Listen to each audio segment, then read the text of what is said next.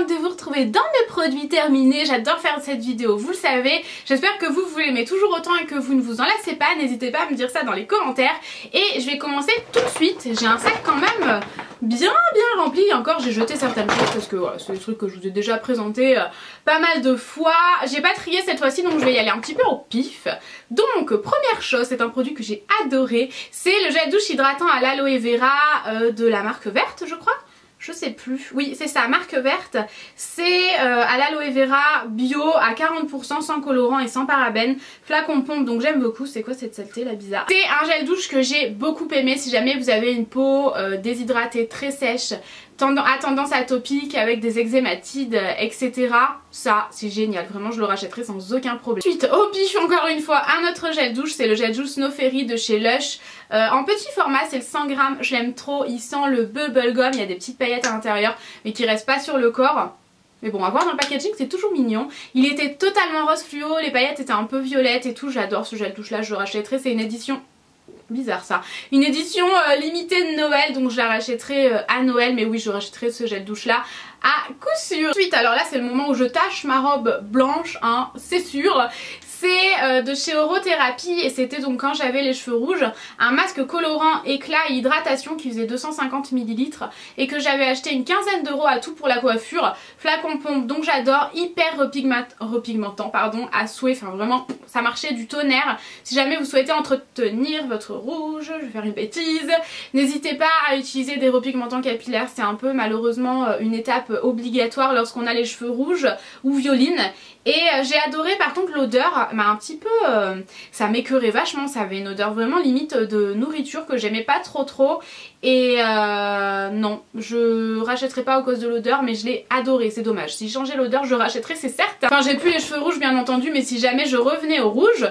Ensuite une laque, c'est la laque tenue 24 heures séchage, sèche rapidement, fixation ultra forte de chez Sayos. À part faire les cheveux cartonnés, je vois pas ce qu'elle faisait en fait. Elle fixait... pas vraiment, mais elle est cartonnée. C'est vraiment, ça faisait un effet dégueulasse dans les cheveux, j'ai pas du tout aimé. C'est mon copain qui l'a terminé, il a pas tellement aimé non plus, mais bon voilà, on va pas gaspiller forcément. Donc il m'avait dit oh, c'est bon t'inquiète, je la terminerai et tout. Bonne affaire, termine-la, mais non, du coup on rachètera pas. Produit sous la douche, donc on retourne sous la douche. L'huile corps sous la douche, nutrition minute pour les peaux sèches et sensibles de chez Mixa.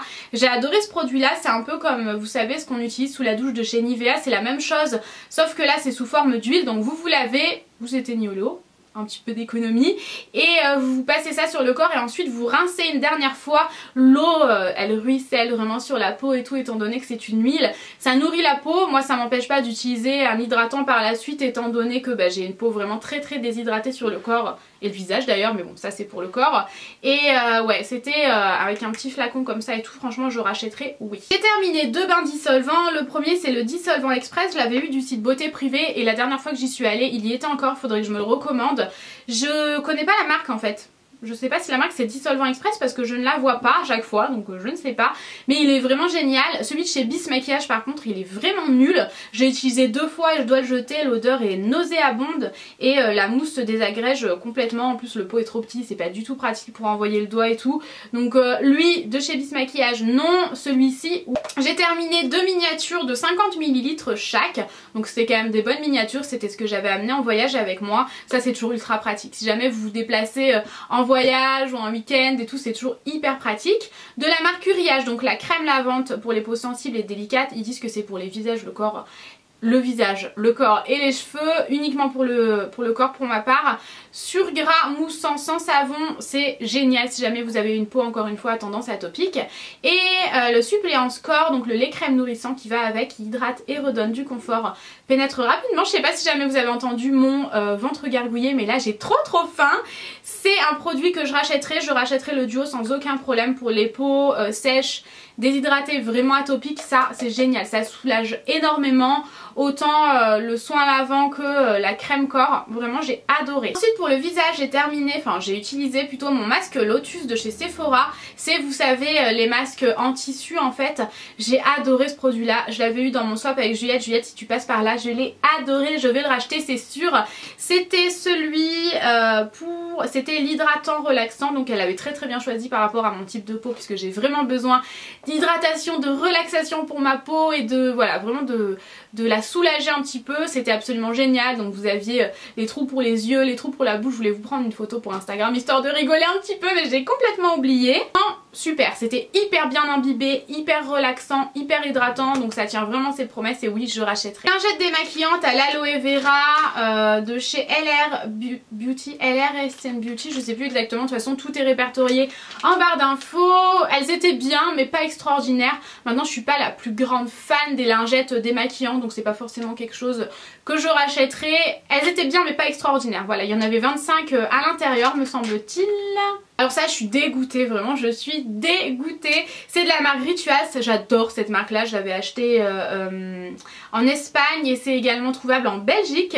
C'est dans la gamme Sensation, c'était au lait de riz et à la fleur de cerisier. C'était en fait sous forme, ça sortait sous forme de gel, mais lorsque vous l'émulsionnez un petit peu, lorsque vous le travaillez sur la peau, ça devenait une mousse mais tellement hydratante, tellement réconfortante, franchement j'ai de l'eau sur les mains. C'était incroyable, cette mousse là je vous en ai déjà parlé dans des favoris je crois, c'était incroyable. Ensuite une crème pour le visage de chez Casmara, celle-ci c'était celle pour la peau mixte et grasse étant donné que bon, mon type de peau était un petit peu particulier, là il change encore une fois mais comme j'étais sous traitement contre l'acné, j'avais un type de peau très particulier et on m'avait recommandé ça de chez Casmara quand j'y étais allée directement en Espagne.